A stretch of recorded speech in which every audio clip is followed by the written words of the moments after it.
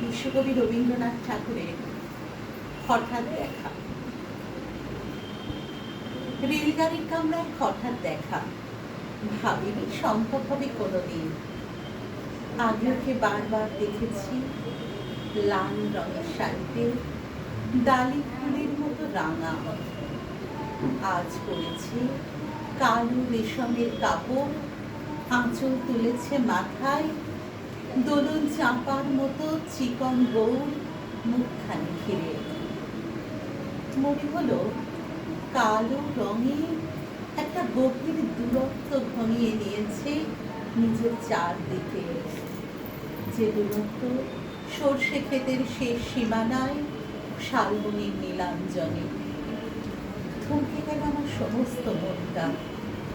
চেনা লোককে দেখে অচেনার দাম পেয়েছে। হঠাৎ খবরের কাগজ ফেলে দিয়ে আমাকে করলেন নমস্কার। সমাজবিধির পথ গেল খুলে, আলাপ করলেন শুরু। কেমন আছো, কেমন চলছে সংসার ইত্যাদি। সে রইল জানলার বাইরের দিকে চেয়ে, যেন কাছের দিনের ছোঁয়াচ পার হওয়া চাকুরিতে।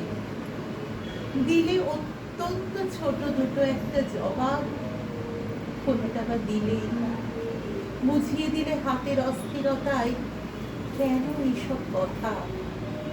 এর চেয়ে অনেক ভালো চুপ করে থাকা। আমি ছিলাম অন্য বেঞ্চিতে ওর সাথীদের সঙ্গে। একসময় আনন্দেরে জানালে কাছে আসতে। মনে হলো কম সাহস নয়। বসলুম ওর এক বেঞ্চিতে। গাড়ির আওয়াজের আড়ালে বললে মৃদুর স্বরে, কিছু মনে করো না, সময় কোথায়, সময় নষ্ট করবা। আমাকে নামতে হবে পরের স্টেশনে, দূরে যাবে তুমি, দেখা হবে না আর কোনো দিনই।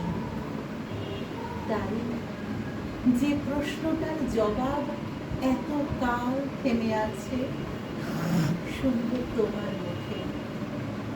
সত্য করে বলবে তো? আমি বললেন বলবো।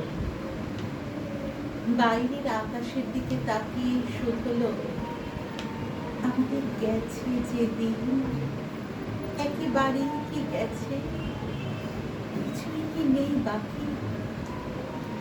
একটুকু রইলেন চুপ করে, তারপর বলবেন, রাতের সব তারাই আছে দিনের আলোর গভীরে।